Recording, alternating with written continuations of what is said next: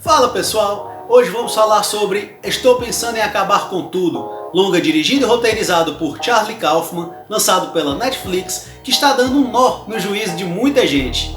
Tem pessoas que amaram, outras odiaram, tem gente falando que não entendeu nada. Afinal, qual é a mensagem que esse filme tão maluco quer passar? Aqui vamos comentar tudo. Primeiro, uma análise sem spoilers, e depois eu deixo o aviso quando for entrar em mais detalhes da história e fazer a minha interpretação sobre o filme. Mas antes, já sabe, clica aqui, se inscreve no canal. Na trama, uma jovem, vivida por Jessie Buckley, embarca numa viagem de carro com o namorado Jake, vivido por Jesse Plemons, para conhecer os pais dele. Ela não esconde a insatisfação com o relacionamento e, à medida que a convivência decorre na casa dos sogros, o desconforto passa a crescer cada vez mais. Quem conhece os trabalhos de Charlie Kaufman como roteirista, em Brilho Eterno de Uma Mente Sem Lembranças, Adaptação, Quero Ser John Malkovich, e depois como diretor em Cinedoc Nova York e Anomalisa, sabe que o seu estilo não é nada convencional. Mas em todos esses trabalhos citados, existe algo em comum, que são as desilusões amorosas dentro da complexa mente humana. Em Estou Pensando em Acabar com Tudo não é diferente, mas pela primeira vez, Kaufman adapta uma história já pronta, no caso, o livro de mesmo nome escrito pelo Ian Reid, e que já não tem uma narrativa das mais simples. Porém, o diretor ainda toma uma série de liberdades criativas, tornando tudo ainda mais ambíguo. O filme já começa com a narração em off da protagonista demonstrando a sua insegurança, principalmente em relação ao namoro, em que ela sequer sabe há quanto tempo eles estão juntos, questão de semanas. Desde já, Kaufman insere várias metáforas visuais, como uma casa totalmente vazia, mas com uma leve entrada de luz através da janela, ou quando a protagonista vai se olhar no espelho do carro, mas ele está todo quebrado e ela consegue se refletir apenas por um pequeno pedaço. Obviamente, são paralelos com o estado emocional em que ela se encontra. Durante o longo trajeto de carro, temos diálogos bem prolongados, que é uma característica deste longa, e ali já podemos perceber não apenas a falta de sintonia entre o casal, mas incoerências propriamente ditas. Por exemplo, quando ela fala que não tem afinidade com poemas, mas logo depois ela declama um longo poema de cabeça. Uma frase dita pelo Jake ali resume bem esse projeto. Ele gosta de dirigir em estrada, pois as coisas são bem maiores do que acontece na própria mente. Quando enfim eles chegam na casa dos pais do Jake, as estranhezas aumentam de maneira considerável. Ali percebemos que a aparência dos personagens em questão muda de maneira brusca. Os pais deles ficam bem mais novos ou bem mais velhos na simples transição de cenas, assim como as roupas também mudam, o cabelo ou a armação dos óculos sempre aparece de maneira diferente. Algo que sempre muda são as informações sobre a jovem, inclusive o nome. Uma hora ela é chamada de Louise, outra hora é chamada de Amy, outra hora é chamada de Lucy, entre outros nomes. Sobre a ocupação dela, uma hora ela é apresentada como pintora, depois como estudante de física, depois como estudante de gerontologia, depois como garçonete e por aí vai. É claro que tudo isso mexe com a cabeça de quem assiste, e ainda surgem aquelas analogias em que os personagens somem do nada e a jovem fica sozinha no centro do plano. Detalhe que quando eles entram na casa e ficam naquela expectativa para que os pais do Jake desçam as escadas, a fotografia adota tons azulados, trazendo um ar de melancolia. Mas quando eles vão para a mesa de jantar, as cores se tornam quentes, que é quando as coisas literalmente esquentam, o clima ali é bem desconfortável, quase como existisse um elefante em cima da mesa. Além de tudo isso, a narrativa principal sempre é intercalada com a subtrama de um zelador idoso que trabalha num colégio vazio e ele tem deslumbres de jovens ensaiando no teatro. É claro que isso instiga o espectador a fazer conexões com a história principal, imaginando quem é quem ou o que pode ter acontecido no meio do caminho. É bem visível que o Charlie Kaufman usou esse produto para massagear o próprio ego, utilizando muitas das referências pessoais e alguns comentários que parecem direcionados a ele mesmo e o seu estilo peculiar. Por exemplo, quando o pai do Jake diz não gostar de obras abstratas, dizendo que qualquer um pode fazer e que ele prefere quadros que pareçam fotografias.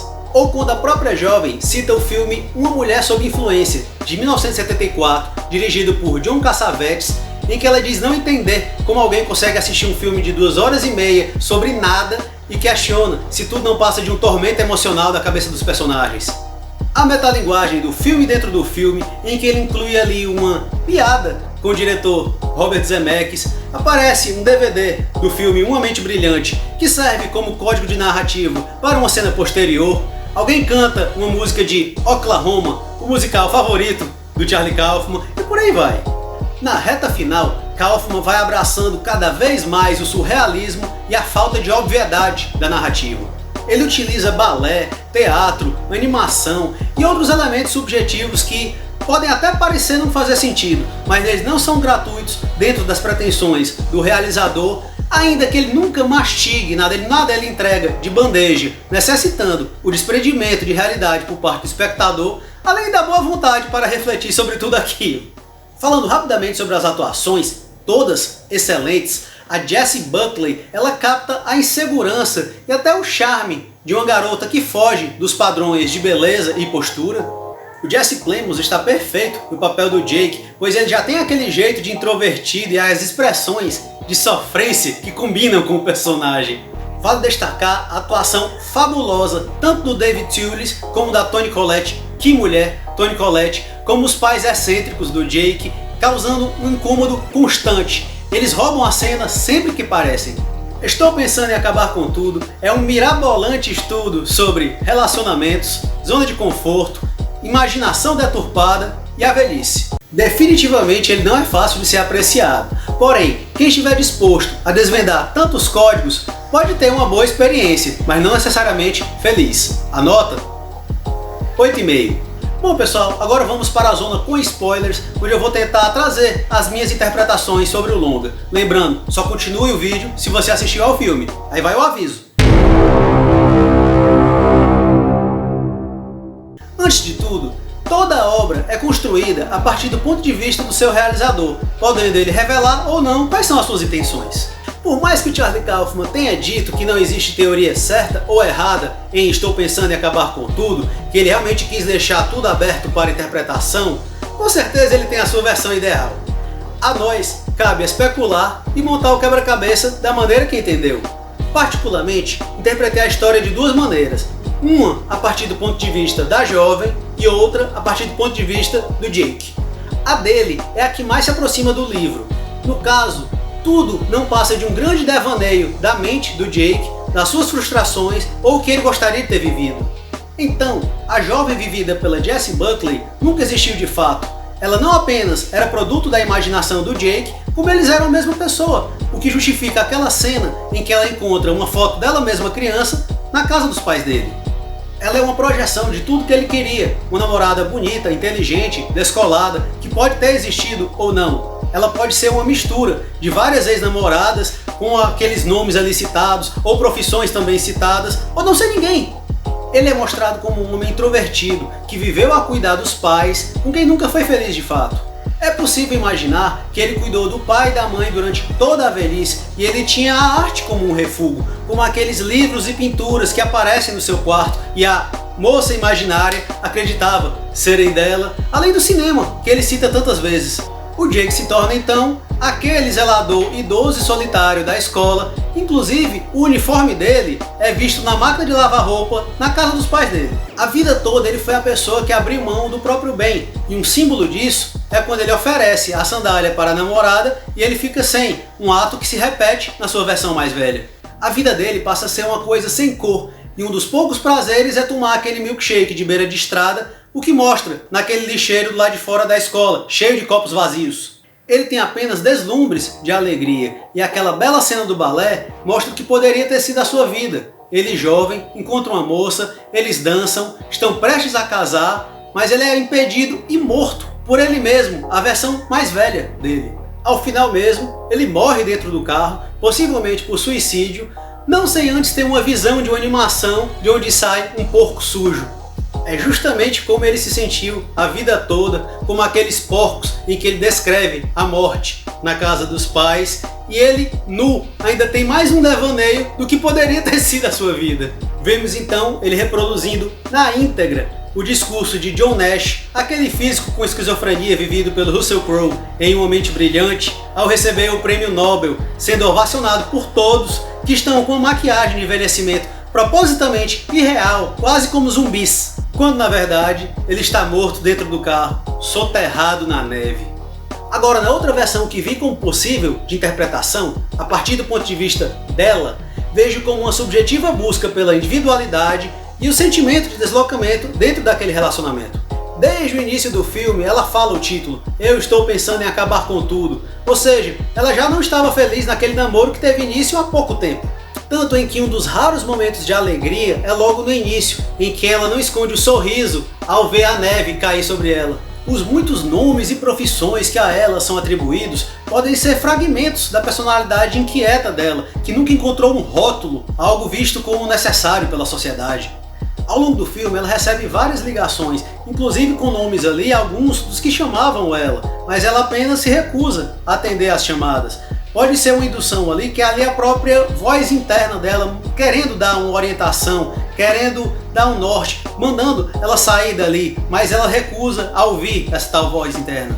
Naquela cena em que ela compra um milkshake e o Jake está de costas, com vergonha das duas garçonetes, possivelmente porque elas praticavam bullying com ele no passado, há uma outra garçonete com traços que lembram a jovem e ela aconselha que ela fuja dali o quanto antes. Então dá a entender que aquela é uma versão dela própria em uma outra época, dando um conselho para si mesma. O incômodo dela é nítido, o que é demonstrado naquela cena em que ela desce a escada em looping, preocupada em ser uma boa companheira para o namorado, pois ele já não tem uma vida muito fácil. Essa interpretação dá a entender que, se ela continuar com ele, ela pode ter os seus próprios valores roubados, como por exemplo, naquela cena em que ela encontra pinturas que ela acreditava serem delas, mas estavam com a assinatura do Jake. Então vamos para a subtrama do zelador idoso, em que ali pode ser o próprio Jake, numa versão futura em que ela não está mais com ele. Perceba que é uma cena em que aquele senhor, enquanto realiza o seu trabalho, ele assiste a um ensaio de teatro e ali há uma moça em que dança com figurino de época. Ali pode ser ela mesma, a jovem, feliz, sorridente, sem se preocupar com os padrões contemporâneos. Na cena do balé, podemos ter a impressão de um início de relacionamento feliz, porém não ia fazer bem para ela se culminasse em um casamento, pois aquele Jake alegre seria morto pela versão velha dele mesmo. Na última cena em que ela aparece, ela conversa com o tal zelador, ele pergunta para ela como se parece o namorado que ela procura, e ela diz, "Eu nem me lembro mais, faz tanto tempo", é um sinal de que ela superou já ele. Ela então dá um abraço fraterno nele, quando ele oferece mais uma vez as sandálias, mas desta vez ela diz, "Não, fique com elas", quase como permitindo que ele uma vez na vida não precise abrir mão de algo seu, e ela foi seguir o rumo dela. Ela fala que vai voltar a procurar o namorado, mas no caso pode nem ser mais o Jake, pode ser outro, quem sabe. Lembrando aqui que boa parte dessas duas interpretações que eu fiz, uma não invalida a outra e muitos desses conceitos podem coexistir, inclusive o final melancólico do Jake. Então é isso, pessoal, o vídeo de hoje foi bem esticado, até porque um filme que vem com uma embalagem tão complexa, apesar do conteúdo ser até simples, precisava de tudo isso. Então é isso, pessoal, espero que tenham gostado. Se curtiram o vídeo, deem um like, se inscrevam no canal para ficarem atualizados sobre o mundo do cinema e das séries. Passem lá no Instagram, Thiago na Tela, e até a próxima. Valeu!